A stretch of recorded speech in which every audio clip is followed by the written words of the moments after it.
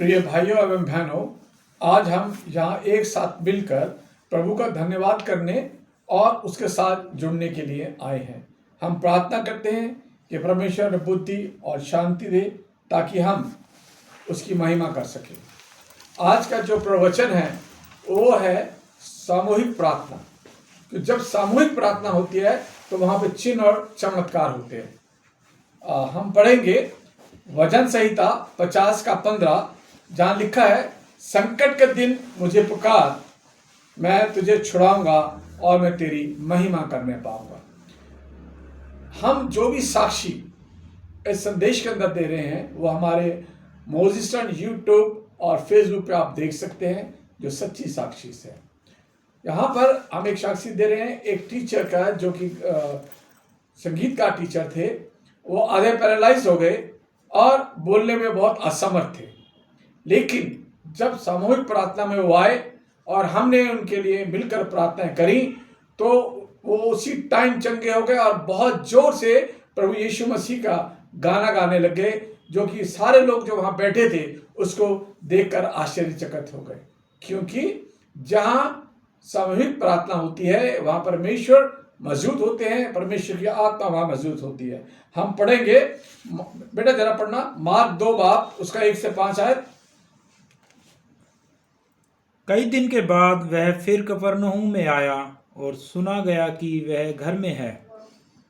फिर इतने लोग इकट्ठा हुए कि द्वार के पास भी जगह नहीं थी और वह उन्हें वचन सुना रहा था। और लोग एक लकवे के रोगी को 4 मनुष्यों से उठवाकर उसके पास ले आए।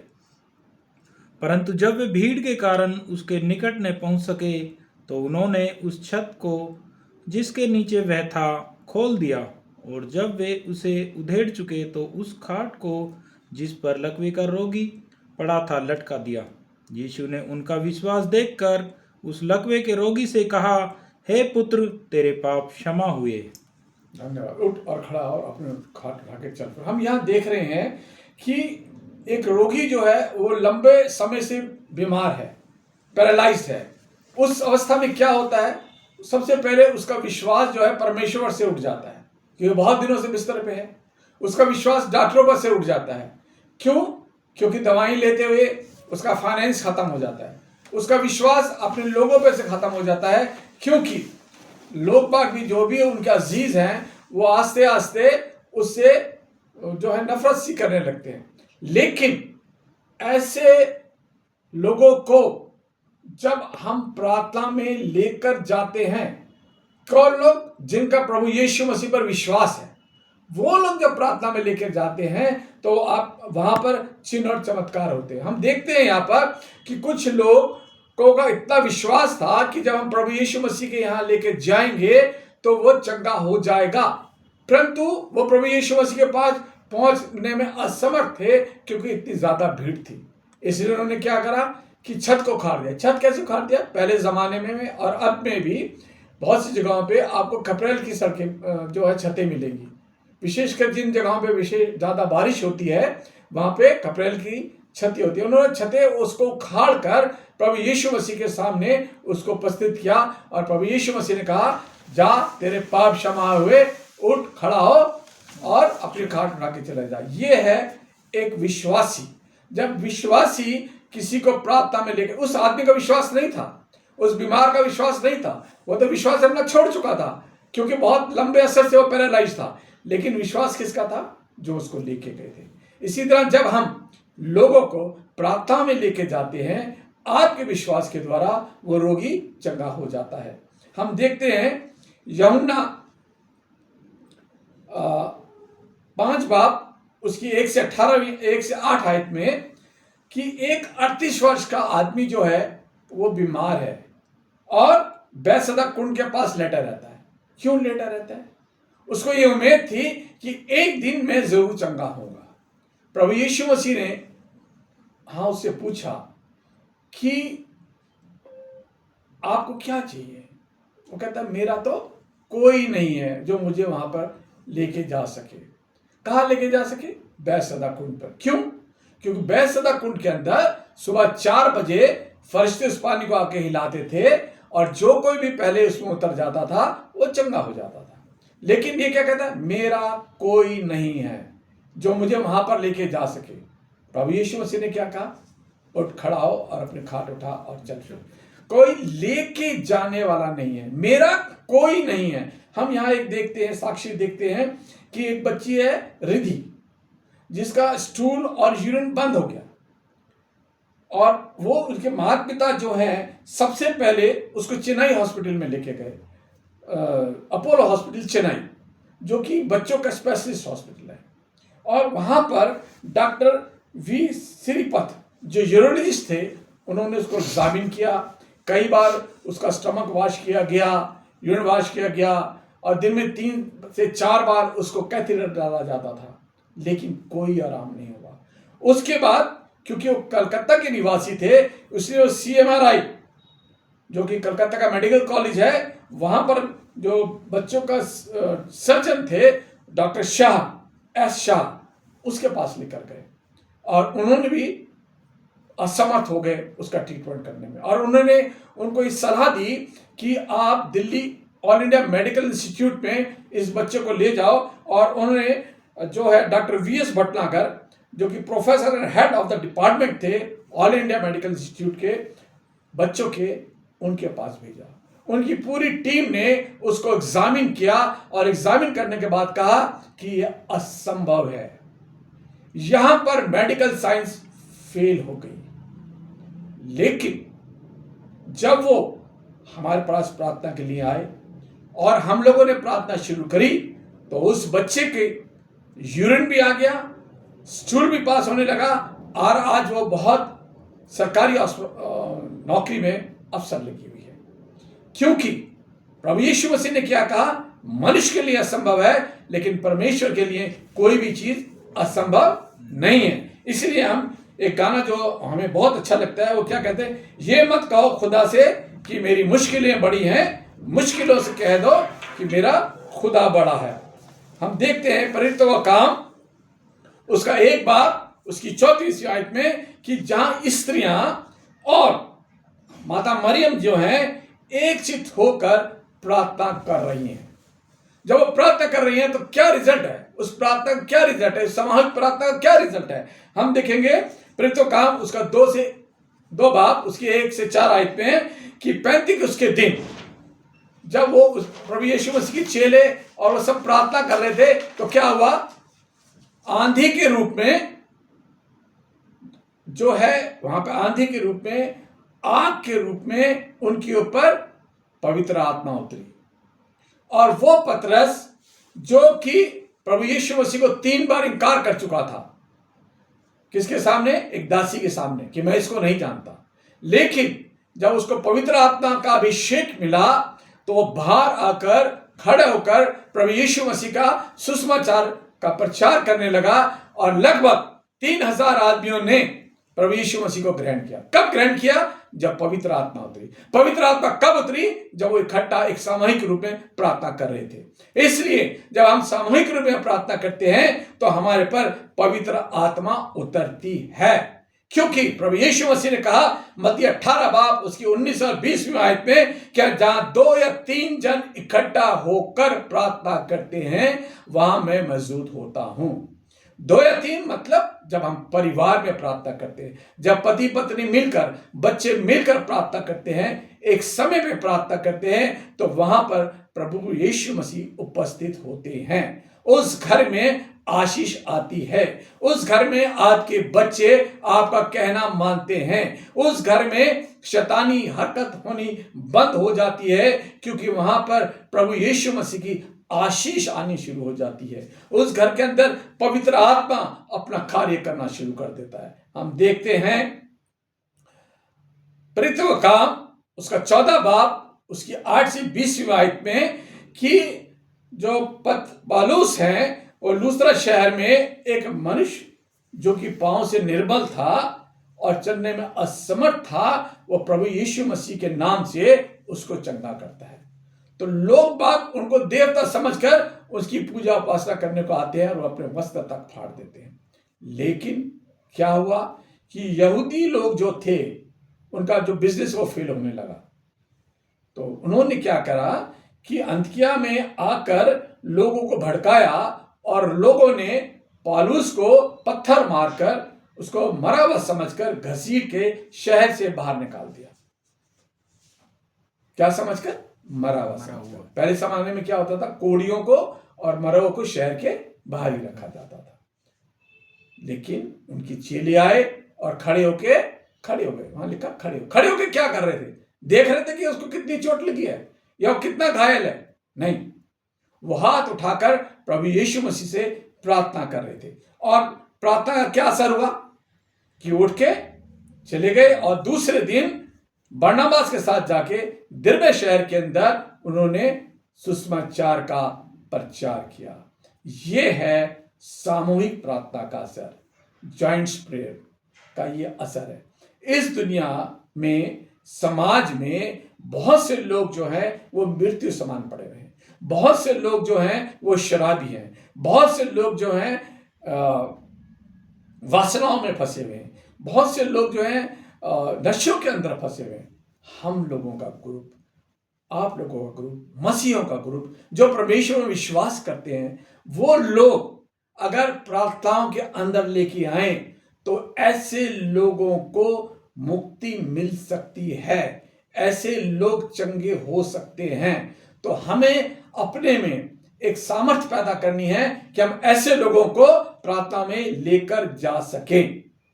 हम देखते हैं प्रेरितों का काम, उसका 12 बाब उसकी 1 से 18वीं आयत में हेरोदेस राजा ने यूहन्ना के भाई याकूब को तलवार से मरवा दिया। और तलवार से मरने के बाद क्या दिखता है हेरोदेस कि लोग बाग जो हैं वो खुश हो रहे हैं। उनको खुश करने के लिए उसने पतरस को पकड़कर जेल में डाल दिया। जब जेल में डाल दिया तो उसकी हाथों में हथकड़ियां, उसकी पैरों में हथकड़ियां और 4 जो है सिपाही बनाकर एक जेड सिक्योरिटी के रूप में उसके चारों तरफ खड़ा कर दिया। जिस जगह राजा का हुक्म हो और इस प्रकार की जेड सिक्योरिटी में हो, जेल के दरवाजे बंद हो, तो क्या कोई आदमी बाहर आ सकता है? कोई आदमी बाहर आ सकता है? नहीं जी, नहीं आ सकता। तो क्या हुआ, जो कलीसिया थी वो लौ लगाकर परमेश्वर से प्रार्थना कर रही थी, पवित्र आत्मा से भरकर प्रार्थना कर रही थी। तो नतीजा क्या हुआ कि स्वर्गदूत जो है वो जेल के अंदर जाता है, उसको उठाता है और बोलता है कि अपने जूते पहन, चादर ले, और वो उसको लेकर जेल से बाहर आ जाता है।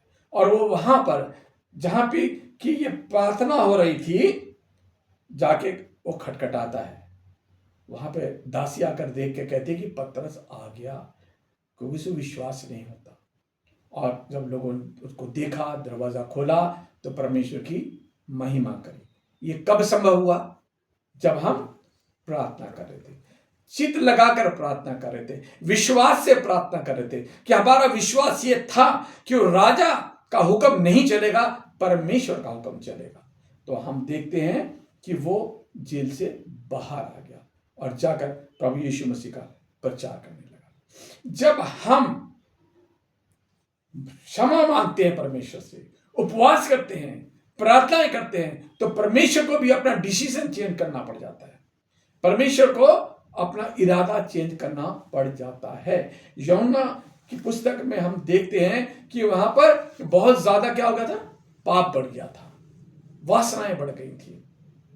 तो यूहन्ना नबी ने जाकर बोला कि अपना जो है मन परिवर्तन करो। राजा स्वयं टाट ओढ़कर बैठ गया। सारी जनता प्रभु के लिए उपवास से प्रार्थना करने लगी। छोटे छोटे बच्चों से उपवास किया गया, यहां तक कि पशुओं को भी जल और पानी और भोजन नहीं दिया गया। तो परमेश्वर ने क्या देखा कि ये लोग अपने कुक्रम से मुड़ रहे हैं और फिर रहे हैं, तो परमेश्वर ने उन पर दया करी। That is the power of joint prayers.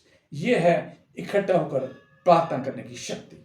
हम देखते हैं निर्गमन उसका 17 बाब उसकी 8 से 13वीं आयत में अमेरिकियों ने जब हमला किया तो मोसेस ने क्या कहा यहोशुआ से कि जाकर लड़ो, लेकिन यहोशुआ के पास ना सेना थी इतनी, ना हथियार थे, और अबीलेकियों के पास सेना भी बहुत ज्यादा थी और हथियार भी थे। मोसेस जो है वो पहाड़ पर जाता है और अपने साथ हारून को और हूर को लेकर जाता है और हाथ उठाकर परमेश्वर की दुहाई देने लगता है, प्रार्थना करने लगता है।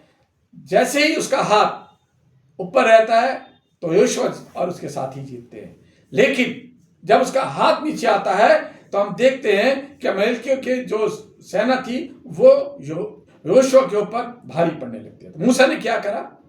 पत्थर लेके बैठा, दोनों हाथ अपने ऊपर किए और जो है प्रार्थना करने लगा, और उसने जो है शाम तक प्रार्थना करता रहा। शाम तक क्या करता रहा? प्रार्थना करता रहा। और हूर और हारून को क्या कहा कि मेरे हाथ उठाकर ऐसे खड़े रखो, क्योंकि उसके हाथ दुख गए थे। जब हाथ उठा के वो प्रार्थना करता, शाम तक प्रार्थना करता रहा, तो क्या रिजल्ट हुआ? तो यहोशुआ जीत गया। यह है एक सामूहिक प्रार्थना की शक्ति, एक सामूहिक प्रार्थना का असर। तो अब हम लोग कहते हैं प्रेयर टावर, प्रेयर टावर, जैसे हमने भी चालू कर रखा है Moses prayer tower. Moses prayer tower का मतलब क्या है? प्रेयर टावर का मतलब है जहां लोग बाग इकट्ठा होकर परमेश्वर से प्रार्थना करते हैं, परमेश्वर को पुकारते हैं, परमेश्वर को विवश करते हैं कि हमारी प्रार्थनाएं सुनी जाए। इंग्लिश में इसको क्या कहते हैं? स्ट्रॉमिंग द हील, ईश्वर को मजबूर करना कि इस प्रार्थना को सुनना होगा, हमारी प्रार्थना को सुनना होगा। तो परमेश्वर हमारी प्रार्थना को सुनता है। पहले तिमुथियो उसका 2 बाब उसकी 1 से 4 आयत में क्या लिखा है? विनती, प्रार्थना, निवेदन, धन्यवाद सब मनुष्यों के लिए किया जाए, सब मनुष्यों के लिए किया जाए। अब हम देखते हैं लूका 18 बाब उसकी 1 से 8वीं आयत में कि एक मजिस्ट्रेट जो कि किसी की नहीं सुनता, ईश्वर से भी नहीं डरता, मनुष्य से नहीं डरता, लेकिन एक विधवा अपने केस को लेकर उसके पास लगातार जाती रहती है और वो क्या तंग आकर उसका इंसाफ करता है। तो प्रभु यीशु मसीह क्या कहते हैं कि परमेश्वर अपने चुने हुओं का न्याय नहीं करेगा जो दिनों रात उसको पुकारते हैं। कैसे पुकारते हैं? ऐसे पुकारने से काम नहीं चलेगा, विश्वास से। जब हम विश्वास से परमेश्वर को पुकारते हैं तो परमेश्वर हमारी प्रार्थना को सुनता है, हमारी प्रार्थना को जवाब देता है। क्योंकि रोमियो उसकी 8 बाब उसकी 34वीं आयत में लिखा है, मसीही परमेश्वर की दाहिनी ओर है और हमारे लिए निवेदन करता रहता है, हमारी प्रार्थनाओं के लिए परमेश्वर से कहता रहता है। यह हमारा विश्वास होना चाहिए कि जो भी हम परमेश्वर से प्रार्थना करते हैं वो परमेश्वर हमारी प्रार्थना सुनता है। क्योंकि प्रभु यीशु मसीह कहते हैं जो मेरे पास आता है मैं उसको वापस नहीं भेजता। लेकिन किसको नहीं भेजता? जिसका विश्वास है। कई लोग जो है चंगाई पाकर प्रभु यीशु मसीह को भूल जाते हैं। जब वो भूल जाते हैं तो फिर वो दोबारा उसी अवस्था के अंदर आ जाते हैं। इसलिए हमें परमेश्वर पर विश्वास के साथ प्रार्थना करना चाहिए क्योंकि प्रभु यीशु मसीह हमारी मध्यस्थता करता है। आइए हम प्रार्थना करें। प्रभु यीशु को हम लोग सब जानते हैं, पहचानते हैं, परंतु हम उसका अनुसरण नहीं करते, हम उसके पीछे नहीं करते। क्योंकि प्रभु यीशु मसीह क्या कहते हैं कि मेरी भेड़ें मेरी आवाज सुनकर मेरे पीछे चलती हैं। हमें प्रभु यीशु मसीह के पीछे चलना है, हमें प्रभु यीशु मसीह की आज्ञाओं को मानना है। जब हम परमेश्वर की आज्ञाओं को मानेंगे, जब हम घर में एक सामूहिक प्रार्थना शुरू करेंगे तो आप देखेंगे कि आपके जीवन में परिवर्तन आ गया, आपके घर में परिवर्तन आ गया, आपके फैमिली में परिवर्तन आ गया, आपके समाज में परिवर्तन आ गया। यह है एक सामूहिक प्रार्थना का असर, यह एक सामूहिक प्रार्थना का रिजल्ट। जय मसीह की। जैसा कि हमने आपसे पहले भी कहा है कि हम हर शनिवार को उपवास के साथ प्रार्थनाएं करते हैं। यदि कोई चाहता है कि अपनी प्रार्थनाएं भेजना चाहता है तो व्हाट्सएप के माध्यम से हमारा जो नंबर है 9873507261 आप भेज सकते हैं। और हम आपको आश्वासन देते हैं कि हम आपके लिए प्रार्थनाएं करेंगे और प्रभु यीशु मसीह आपके जीवन में चिन्ह और चमत्कार करेंगे। जय श्री कृष्ण।